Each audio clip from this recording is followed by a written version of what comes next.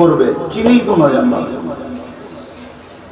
কি পাইছি উন্নতি, দুনিয়ার উন্নতি কি পাইছি? বাংলাদেশি হয়েও তো গুলশানের নাগরিকদের যতটুকু নাগরিক সুবিধা, আখাউড়ার নাগরিকদের 100 ভাগের 1 ভাগ নাগরিক সুবিধা নেই। 1 ভাগ। গুলশানে লোডশেডিং দিতে হইলে ফোন করে দিতে হয়, স্যার লোডশেডিং দিতেছি, মনে কিছু করেন না, নাইলে কৈফিয়ত দিতে হয় ওই রাত্রি চাকরির থেকে এখান থেকে দূরে।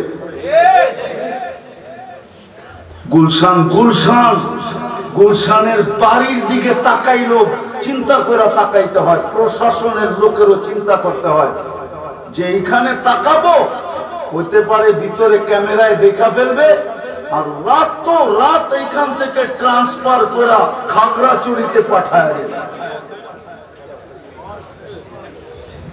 গুলশানের যতটুকু নাগরিক সুবিধা তো কি পায় বুঝে গেলাম।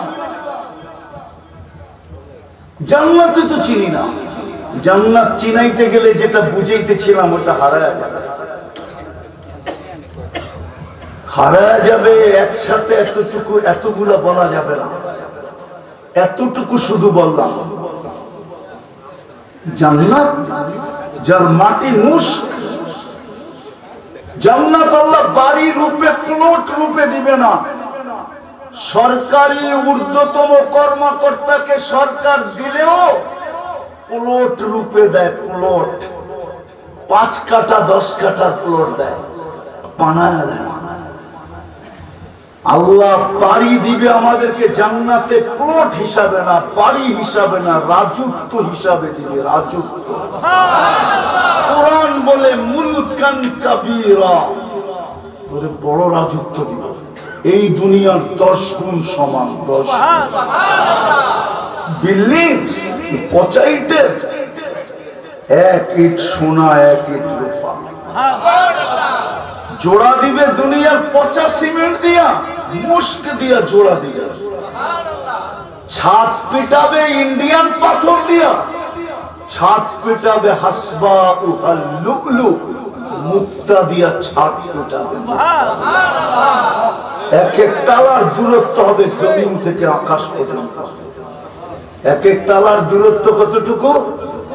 জমিন থেকে আকাশ পর্যন্ত। যা হোক, কথা অন্যদিকে চলে গেছে। আমি যেটা বুঝাইতেছিলাম, আমরা কিন্তু যাত্রী, আল্লাহ কিন্তু দেখবে প্রস্তুতি,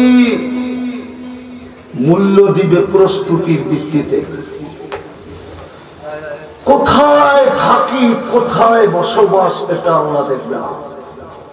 ভাষাও দেখবে না, বর্ণও দেখবে না,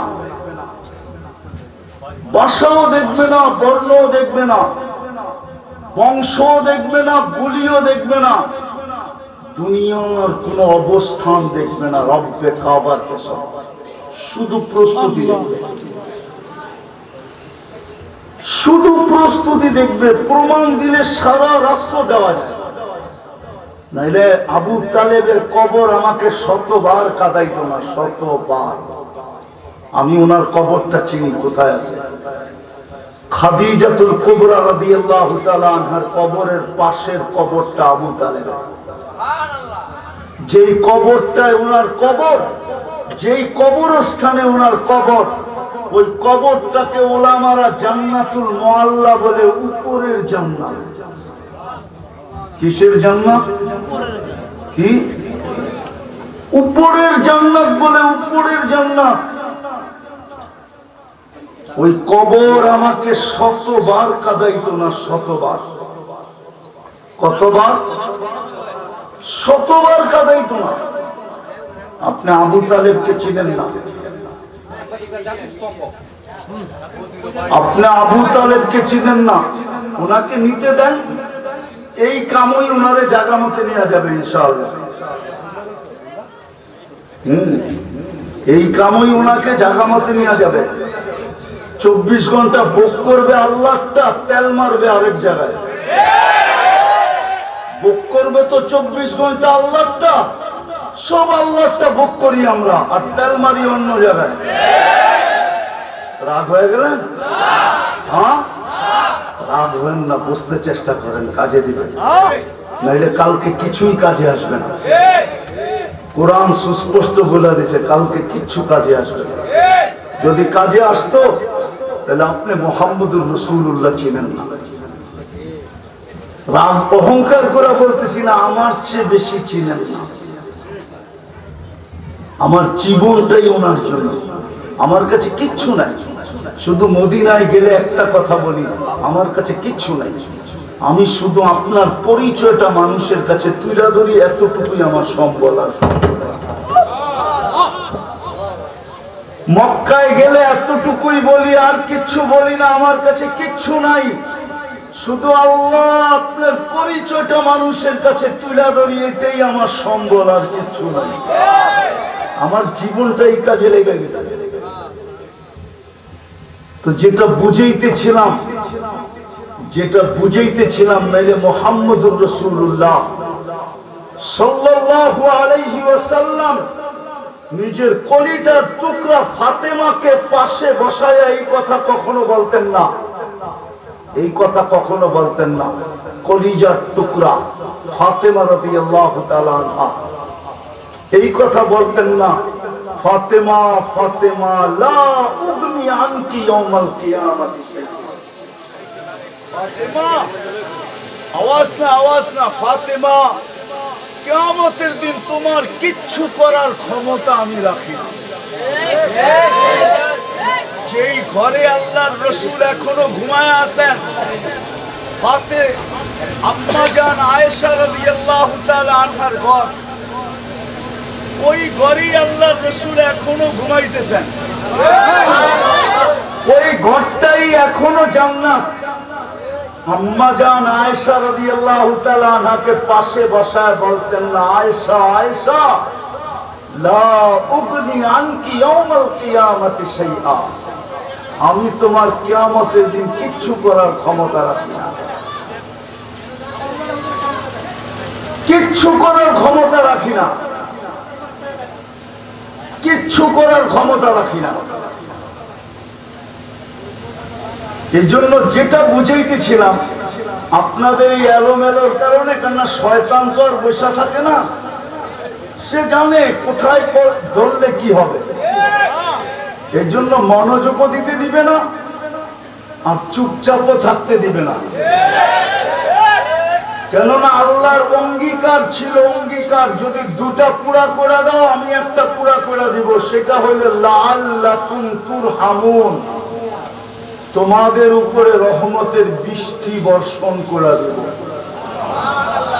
শয়তান জানে এখানে যদি রহমতের বৃষ্টি হয়, আর এই পুরা মজমা গ্রাম যদি আজকের থেকে কথা বোঝে, আর কালকের থেকে যদি কোমরে গামছা বাইদা যদি প্রস্তুতির জন্য লেগে যায়, তাহলে শয়তানের সমস্ত প্রচেষ্টার উপর দিয়ে পানি ফিরা যাবে, সমস্ত বৃথা যাবে। এই জন্য ও এক একজনরে এক এক রূপে পাঠায় দিতেছে, যাতে কথা এলোমেলো হয়ে যায়। যেমন আমার কথা আমি বুঝতেছি এলোমেলো হয়ে গেছে, আমি এটা পছন্দ করি না। আমাকে যারা চিনে, আমার কথা যারা মিডিয়ায় শুনে, ওরা জানে আমি এটা পছন্দ করি না, এলোমেলো পছন্দ করি না। আমারটা আপনাকে মনোযোগ দিয়ে শুনতে হবে। আপনি আমাকে ডাইকা আনছেন, আমি আসি না, আমি জানতামও না আমি এইখানে আসবো, আমি জানতামও না। আমি সকাল থেকে জানতেছিলাম আমি মুরাদনগর আসবো। যখন আমি দেবিদ্বারে, তখনও জানি আমি মুরাদনগর। যখন বলছে কুটি চৌরাস্তায় দাঁড়ায় আসি, তখন আমি বলছি কুটি তো চৌরাস্তা, দেবিদ্বারে না, মুরাদনগরে না, কুটি তো হলো আখাউড়া, কসবা থানা, আর এটা তো হলো আখাউড়া। আমি জানতাম না আমি এখানে আসবো। আপনাদের পায়ে হাত দিয়ে বলি, আওয়াজ করেন না, এলোমেলো করেন না, ভালো মতে বোঝেন, কাজে দিবে। সময় কিন্তু এমনি চলে যেতেছে। আমি যেটা বুঝাইতেছিলাম, আমরা কিন্তু যাত্রী, এটা কবরবাসীর স্মরণে করা হইতেছে। এই জন্য আমি আলোচ্য বিষয় এটাই নিছি, আমরা যাত্রী। আল্লাহ প্রস্তুতি দেখবে আর কিচ্ছু দেখবে না। আমি শত কোটি প্রমাণ দিতে পারি, মৃত্যুর পরে শুধু প্রস্তুতি দেখবে, প্রস্তুতি, আর কিচ্ছু দেখবে না। আমি চলে গেছিলাম এক লাইনে, আবার লাইন চেঞ্জ হয়ে গেছে, কথা এলোমেলো হয়ে গেছে। তো যেটা বুঝাইতেছিলাম, আমরা যাত্রী, আল্লাহ প্রস্তুতি দেখবে আর কিচ্ছু দেখবে না। যুবক যদি প্রস্তুতি নিল, তাহলে আল্লাহ প্রস্তুতির বিনিময়ে যুবককে চিরদিনের যৌবন দিবে। আনতাসিবু ফালা তাহরামু আবাদা, চিরদিনের যৌবন জান্নাতে মিলবে, কোনোদিন বৃদ্ধ হবে না। সুস্থবান মানুষ যদি প্রস্তুতির জন্য সুস্থতা ব্যয় করলো, তো আল্লাহ চিরদিনের জন্য তাকে সুস্থতা দিবে জান্নাতে। আনতাসিহু ফালা তামরাজু আবাদা, চিরদিনের জন্য সুস্থতা দিবে, কোনোদিন অসুস্থ হবে না। কেউ যদি প্রস্তুতির জন্য এই জীবনটাকে বিলীন করে দিল, আল্লাহর ঘোষণা, জান্নাতে চিরদিনের জীবন দিব। আনতাহিয়াউ ফালা তামুতু আবাদা, চিরদিন থাকবে, মৌত কোনোদিন আসবে না। কোন সম্পদশালীকে যদি জান্নাতের জন্য সম্পদ সব বিলীন করে দিল, যেমন আবু বকর সিদ্দিক রাদিয়াল্লাহু তাআলা আনহু বিলীন করলেন, 13 দোকান লুটায়া দিয়েছেন, 13 দোকান। হাজিরা যদিও ওনার দোকান চিনে না, কিন্তু মক্কা টাওয়ার চিনে। মক্কা টাওয়ার, যেখানে 4 তলায় 2টা মসজিদ আছে, 2টা মসজিদের নাম আবু বকর। আর মক্কা টাওয়ারটা পুরা ওনার জায়গার উপরে। এইখানে এক লাইনে 13টা দোকান ছিলেন। মক্কা টাওয়ারের পিছনে ওনার বাড়ি ছিল, মিসপালা রোড যেটাকে বলে, ওই টাওয়ারের বিলকুল পিছনে ওনার বাড়ি ছিল। আমি থাকলে দেখায়া দিতাম কোনটা ওনার বাড়ি ছিল। এক যুগ পর্যন্ত ওই পাথরটা পর্যন্ত এখানে ছিল। আমার মনে আছে 89 দশকেও আমি ওই পাথর ওইখানে দেখছি। আল্লাহর রাসূল যখন ওনাকে ডাকতে যেতেন, তো ওনার বাড়ির সামনে যেই পাথরটায় আল্লাহর রাসূল ট্যাগ দিতেন বা বসতেন, ওটাকে ধরে দাঁড়াইতেন, ওই পাথরটা ওইখানে রাখা ছিল। এখন জাদুঘরে চলে গেছে, এটা ওনার জায়গা ছিল। 13টা দোকান খোয়াই দিয়েছেন। হায় হায় হায় হায়, সম্পদশালী ছিলেন আব্দুর রহমান ইবনে আউফ। হায় হায় হায়, উনি ওনার পুরা ব্যবসার বহর, 1 উট মদিনায়, সর্বশেষ উট সিরিয়ায়, পুরাটা মুসলমানের জন্য সদকা করে দিয়েছেন। কেননা উনি জানে আমার সম্পদ সদকা করে দিলে চিরদিনের জন্য জান্নাতে সম্পদ দিবে। আনতানামু ফালা তাইয়াসু আবাদা, চিরদিন নিয়ামত বাড়বে, কোনোদিন কমবে না। হাজিরা যায়, কেউ কেউ যায়, সবাই চিনে না। উসমান রাদিয়াল্লাহু তাআলা আনহু মদিনা মুনাওয়ারায় বীরে রুমা, এটা এখনো রাখা আছে। হাজিরা যায় ওইখানে পানি পান করে, সবাই না, যারা চিনে ওনারা ওনাদের হাজিদেরকে নিয়ে যায় যে এই কুয়াই উসমান রাদিয়াল্লাহু তাআলা আনহু কিনছিলেন, যত সোনার টাকা দিয়ে কিনছিলেন, আজকে যদি এটাকে কাগজে টাকায় কনভার্ট করা হয়, তো বাংলাদেশের 1 বছরের বাজেটের কাছাকাছি হবে। বাংলাদেশের 1 বছরের বাজেট কত? 50-60 হাজার টাকা, ঠিক না? 50-60 কোটি টাকা, ঠিক না? হ্যাঁ, গত বছর ছিল 7 লক্ষ কোটি টাকা। এই বছর আবার জুলাই আসলে বাজেট হবে। 1 বছরের বাজেটের কাছাকাছি হবে। উনি এতগুলা সোনার মুদ্রা দিয়ে কিনছিলেন মুসলমানদের জন্য। আমরা কিন্তু চাকরি, প্রস্তুতি দেখবে আল্লাহ, আর কিচ্ছু দেখবে না। প্রস্তুতি কিভাবে নিব, সহজ কিভাবে হবে, এই জন্যই আল্লাহ মুহাম্মদুর রাসূলুল্লাহ সাল্লাল্লাহু আলাইহি ওয়াসাল্লাম কাকে পাঠাইছেন বলেন না? মুহাম্মাদুর, আমার সাথে বলেন, আমার সাথে মুহাম্মাদুর, পুরাটা বলেন, পুরাটা মুহাম্মাদুর। 120 নেকি পাবেন, 120 নেকি। যতবার পড়বেন 120 নেকি। কেননা কোরআনে আছে মুহাম্মাদুর রাসূলুল্লাহ সাল্লাল্লাহু আলাইহি ওয়াসাল্লাম। আদব শিখাইছে আল্লাহ। নবীজিকে যখনই নাম নিবে তো কিভাবে নাম নিবে আল্লাহ আদব শিখাইছেন। মুহাম্মাদুর রাসূলুল্লাহ পুরাটা বলবে, শুধু রাসূলুল্লাহ না, শুধু মুহাম্মদ সাল্লাল্লাহু আলাইহি ওয়াসাল্লাম না, পুরাটা নাম নিবে মুহাম্মাদুর রাসূলুল্লাহ সাল্লাল্লাহু আলাইহি ওয়াসাল্লাম। প্রস্তুতি নেওয়ার জন্য আল্লাহ আমাদেরকে ওনার উম্মত বানাইছেন, যেন অল্প সময়ে অল্প পরিশ্রমে আমরা প্রস্তুতি নিতে পারি। আমাদের সম্মান আমাদের চেহারা দেখা না, আমাদের ইজ্জত আমাদের চেহারা দেখা না, আমাদের মর্যাদা আমাদের চেহারা দেখা না। একটু আগে না বললাম, এক ডোব পানির বিনিময়ে জান্নাত আমাদের চেহারা দেখা না, এক রাত্র 83 বছর আমাদের চেহারা দেখা না। সারা দুনিয়ায় মানুষ আসামিকে খুঁজতে থাকে কাঠগড়ায় দাঁড় করানোর জন্য, আর আল্লাহ প্রতি রাত্রে আসামিকে ডাকতে থাকে মাফ করার জন্য। আমাদের চেহারা দেখা না, সব কিছু শুধু মুহাম্মদুর রাসূলুল্লাহর জন্য। আল্লাহর রাসূলের উম্মত হওয়ার কারণে, মুহাম্মদুর রাসূলুল্লাহর উম্মত হওয়ার কারণে, এই জন্য আমাদের কোটি বেনিফিট দিয়েছেন আল্লাহ।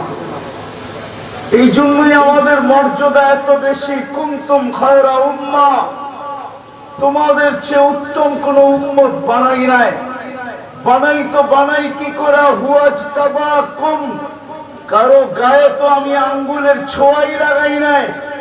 ও আমার বন্ধুর উম্মত, তোমাদেরকে আমি বাছাই কইরা নির্বাচিত করছি, কুদরতি হাতে বাছাইকৃত। শুধু এখানেই শেষ না, আমি কোরআন দিতেছি আগে, পরে হাদিস দিবেন।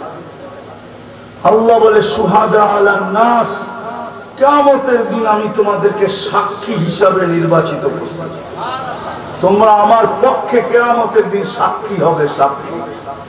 বিচার দিনের সাক্ষী আমরা মুহাম্মদুর রাসূলুল্লাহর উম্মত হওয়ার কারণে।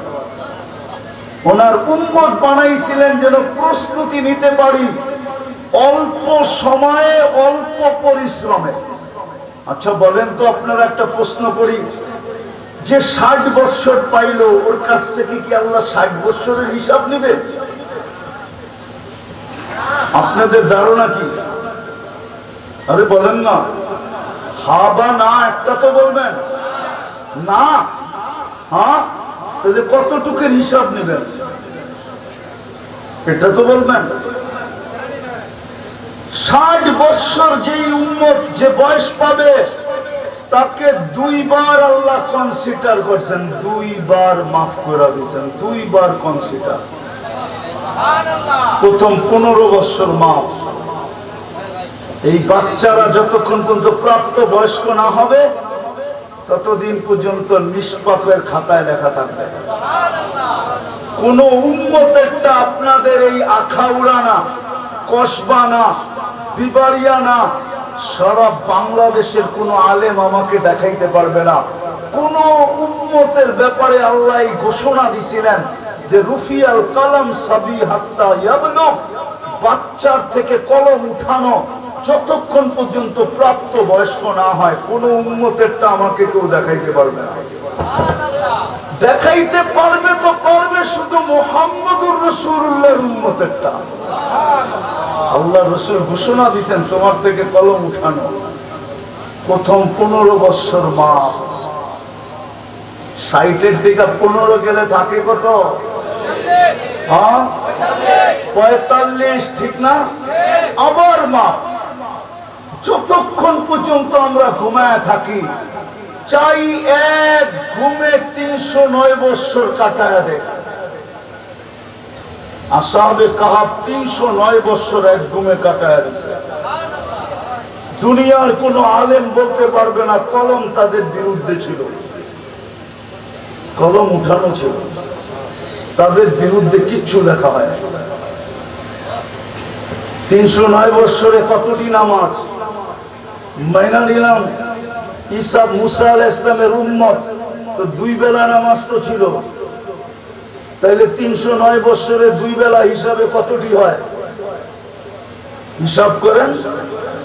কলম উঠানো, আমরা যতক্ষণ ঘুমাই কলম উঠানো। এই জন্য কয়েকদিন আগে মারা গেছেন সৌদি যুবরাজ, 27 বৎসর ঘুমেছিল, 27 বৎসর।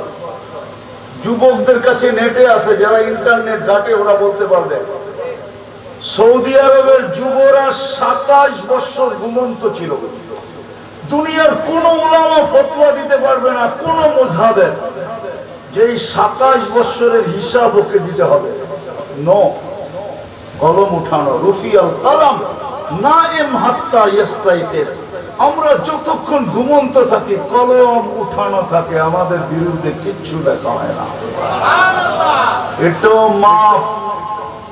যদি আপনি 6 ঘন্টা ঘুমান, 424 ঘন্টার 4 ভাগের 1 ভাগ ঘুমান, একদিনের 4 ভাগের 1 ভাগ ঘুমান, 45 বৎসরের 4 ভাগের 1 দিন আপনার ঘুমের ভিতরে চলে গেছে, মাফ। শুধু এতটুক সময় পরিশ্রম করতে হবে, বাকি যেটা রইল। হায় হায় হায়, মুহাম্মদুর রাসূলুল্লাহর উম্মত হওয়ার কারণে।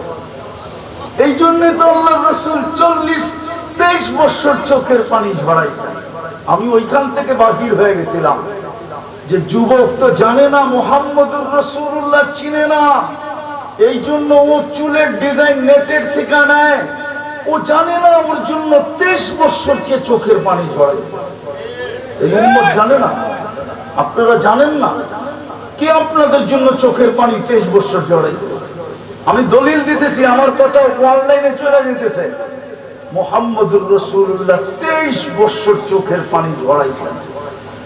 মুদ্দাসসির নাযিল হইতে দেরি, ইয়া আইয়ুহাল মুদ্দাসসির কুম ফাআনদির রাব্বাকা ফাকাব্বির ওয়া সিয়াবাকা ফাতাহহির والرجز فاهجر ولا تمنن تستكثر ولربك فاصبر। এই সূরা নাযিল হইতে দেরি, কান্না করতে দেরি করেন নাই, চোখের পানি ঝরতে ছিল। বুখারী শরীফে আছে, ইমাম আম্মা জান আয়েশা জিজ্ঞাসা করছে, দাসসারতু ওয়ান্তাল খারিজ, আপনাকে তো কম্বলে রেখে গেলাম, আপনি বাইরে কেন? আপনাকে তো ঘুমন্ত রেখা গেলাম, আপনি কাঁদেন কেন? বলছে ওই ফেরেশতা আবার চলে আসছে আর আমাকে বলতেছে আকুম ফাআনদির, খাদিজা দাওয়াত দাও। কিন্তু আমি কাকে দাওয়াত দিব? আল্লাহর বরত্ব কাকে বলবো? মক্কা কুল্লুহু মুশরিক, মক্কা পুরাটাই তো মুশরিক। বাইতুল্লাহর উপরে 360টা মূর্তি, বাইতুল্লাহর ছায়ায় পূজা হয় 360-এর। আমার কথা কে শুনবে, কে মানবে? হুকুম তো হলো দাওয়াত দাও। আম্মা জান বুকে জড়ায় চোখের পানি ছেড়া বলছিলেন, আনতা আউয়ালা দাই আনা আউয়ালা মুজিবা। কেউ মানুক আর না মানুক, আমি তো মেনে নিব। তখনই আল্লাহর রাসূল বলছিলেন, লাফিফিল ফিরাশ, বিছনা বইটা ফেলো, ফালা নাওমা ওয়ালা রাহাতা বাদাল ইয়াউম। আজকের পরের থেকে আমার কাছে ঘুমও নাই আর শান্তিও নাই, শেষ। বলছে কেন? বলছে সূরা মুজাম্মিলে আল্লাহ বলতেছে, ইন্না লাকা ফিন নাহারি সাবহান তাবিলা, সারা রাত সাঁতরাইতে হবে, সারা দিন সাঁতরাইতে হবে। যে পানিতে নেমা যায় সাঁতার শুরু করে, ও কিনারা আসা সারা থামতে পারে না, ওকে সাঁতরাইতে সাঁতরাইতে কুল পর্যন্ত আসতে হয়, নাইলে সাঁতার ছেড়ে দিলে ও ডুবে যাবে। আল্লাহ তো আমাকে সাঁতরাইতে বলতেছে, আবার রাত্রে বলতেছে কুমিল লাইলা ইল্লা কালিলা, রাত্রের একটা অংশ আমার সামনে দাঁড়ায় কাটায় দেন। আমি ঘুমাবো তো ঘুমাবো কখন? ওই দিন থেকে কান্না শুরু। জিবরিল জিজ্ঞাসা করছে, মিকাইল জিজ্ঞাসা করছে, মা জালা আরাকা তাবকি, যখনই দেখি কাঁদেন কেন? তো বলছে, উম্মতের জন্য আমার চোখের পানি থামে না। আজকে ওই উম্মতের যুবক নেটের থেকে চুলের ডিজাইন দেয়। আজকে ওই উম্মত ডেলি সকালে উঠা শেভ করে, অথচ দাড়ি দিছিলেন জান্নাতে যাওয়ার জন্য। জান্নাতে বিশ্বাস হয় না আপনাদের? আরে আমি কি হাদিস দিব, মানবেন? হ্যাঁ, জামানার সবচেয়ে বড় মুহাদ্দিস মারা গেছে। সাথীরা স্বপ্নে জিজ্ঞাসা করছে, কি ব্যবহার হইলো? দাড়ি দেখায় জান্নাতে। মানি আল্লাহর সামনে যখন দাঁড় হয়েছি, তো আল্লাহ জিজ্ঞাসা করছে, কি নিয়ে আসছিস? তো সব হাদিস ভুলা গেছি, শুধু একটা হাদিস মনে ছিল, দাড়ি। তো বলে দিছি দাড়ি নিয়ে আসছি, আর কিচ্ছু নিয়ে আসি নাই। আল্লাহ চেতা জিজ্ঞাসা করছে, শুধু দাড়ি? আপনি কি জিবরিলকে বলেন না? জিবরিল আলাইহিস সালাম কি আমাদের নবীজিকে বলে নাই? আমাদের নবীজি কি সাহাবায়ে কিরামকে বলেন না? সাহাবায়ে কিরাম কি আমাদেরকে বলেন না? ইন্নাল্লাহা লা ইস্তাহি জি শাইবাতিন শাইয়াবা ফিল ইসলাম, যে ইসলাম অবস্থায় দাড়িকে সাদা করে ফেললো, আল্লাহ বলে আমি তাকে দেখলে লজ্জা পায়া যায়, শাস্তি দেই না। আল্লাহ হাসি দিয়া বলতেছিল, সবাই সত্য বলছে, আমিও সত্য বলছি, তোকে মাফ করে দিলাম। যে রাসূল 23 বছর আপনার জন্য চোখের পানি জড়াইল, যে আরশে যে আপনাকে বললেন না, আপনি আরশ চিনেন? হায় হায়, দুনিয়ার বহুত পদস্থ মানুষ আছে, যার সামনে দাঁড়াইলে যুবক পর্যন্ত সব ভুলা যায়, পাও এরকম নড়বড় নড়বড় করতে থাকে, ঠিক না? মুহাম্মদুর রাসূলুল্লাহ আল্লাহর কতটুকু কাছে ছিলেন আরশে জানেন? কাবা কাউসাইনি আও আদনা সুম্মা দানা ফাতাদাল্লা ফাআওহা ইলা আবদিহি মা আওহা। আমি তো বলবো প্রধান অতিথিরা আমার চারের ভিতরে একটু দূরত্ব আছে, কিন্তু কোরআনের আয়াত তো বলে আল্লাহ আর বন্ধুর ভিতরে এতটুকু দূরত্ব ছিল না। কাবা কাউসাইনি আও আদনা, ওইখানে যেহেতু বলেন না, বুঝবেন বলবো। মুসা আলাইহিস সালামকে দেখানোর জন্য তাজাল্লি দিছিলেন 70,000 পর্দার ওই পার থেকে, 40 দিন বেহুশের মতো ছিলেন। ফাখররা মুসা সাইহা, আর এরকম পাশে আরশে বসা, সমস্ত নূরের পর্দা উঠানো, বন্ধুর মাঝে কোনো পর্দা নাই। ওইখানে যে আপনাকে বলেন নাই, আমাকে বলেন নাই। আল্লাহ যখন সালাম দিছে, আসসালামু আলাইকা আইয়ুহান নাবিয়্যু ওয়া রাহমাতুল্লাহি ওয়া বারাকাতুহু, যে চিৎকার দিয়া উঠছে, সালাম আমাকে দিলেন উম্মত। বলছে এইখানে উম্মত? বলছে এইখানে উম্মত না উঠলে কোথায় উম্মত উঠবে? এইখানে উম্মত। বলছে উম্মতের জন্য কি চান? তো নিজেই বলে ফেলছে, ওয়া আলা ইবাদিল্লাহিস সালিহিন। নবীজি যদি আমাদেরকে না চাইতেন, তো আপনি আত্মাহিয়াতের ভিতরে এটা পড়ার সুযোগ হতো না। না না না না না না, আল্লাহ তো শুধু বন্ধুকে সালাম দিছে, আমাদেরকে তো দেন নাই। বন্ধুরা দিল কায়দা উঠছে, আমাকে সালাম দিল উম্মত, তো বলা উঠছে আলা ইবাদিল্লাহিস সালিহিন। আরো সে যে আপনাকে বলেন না, 23 বছর চোখের পানি থামে নাই। দুনিয়ার থেকে যখন বিদায় নিতেছিলেন, তখনও তো চোখে পানি ছিল। জিবরিল জিজ্ঞাসা করছে, আতাবকি ওয়া আনতা ইলা রাফিকিল আলা, এখনো কাঁদেন? আপনি তো আল্লাহর সান্নিধ্যে চলে যাবেন। ইয়াসিলুল হাবিব ইলাল হাবিব, বন্ধু আজকে বন্ধুর কাছে চলে যাবে। খুশির বিষয়, কাঁদেন কেন? উর্দু জগতে তো খুশির বন্যা চলতেছে। এক এক ফেরেশতা একজন আরেকজনকে, প্রত্যেক আকাশের ফেরেশতা একজন আরেকজনকে সুসংবাদ দিতেছে, ইয়াসিলুল হাবিব আল ইয়াউমা ইলাল হাবিব, আজকে তো বন্ধু বন্ধুর কাছে চিরদিনের জন্য চলে আসবে। আপনি কাঁদেন কেন? বলছে ফামান লিবাদি লিউম্মতি, আমার পরে উম্মতকে দেখা কে রাখবে, আমার পরে উম্মতকে পাহারা দিয়ে কে রাখবে, আমার পরে উম্মতকে বুকে ধরে কে রাখবে, আমার পরে উম্মতকে চোখে চোখে কে রাখবে। হায় হায়, আমার পরে উম্মতকে রক্ষণাবেক্ষণ কে করবে? আল্লাহ বলছে চলে আসেন, আমি করব, আমি করব, আপনি চলে আসেন। কবরে আজকেও কাঁদতেছে আমাদের জন্য। ওলামা একমত হবে আমার সাথে, সারা দুনিয়া কবরে এখনো কাঁদে। আমি পুরা টিম নিয়ে আসতে পারবো আপনাদের এখানে, পুরা টিম, পুরা টিম নিয়ে আসতে পারবো আপনাদের সামনে, পুরা টিম, পুরা টিম নিয়ে আসতে পারবো।